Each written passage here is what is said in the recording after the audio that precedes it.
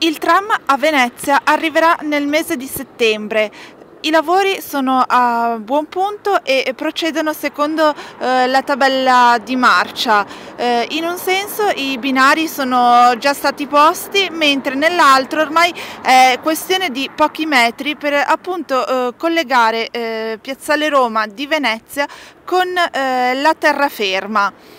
Nel tratto in cui sono già stati ultimati i lavori appunto della posa dei binari, mancano ancora i pali per il passaggio della corrente e per l'illuminazione che sarà a LED. Qui davanti a noi si intravede infatti un cantiere. Però come dicevamo, i tempi prestabiliti sono al momento rispettati.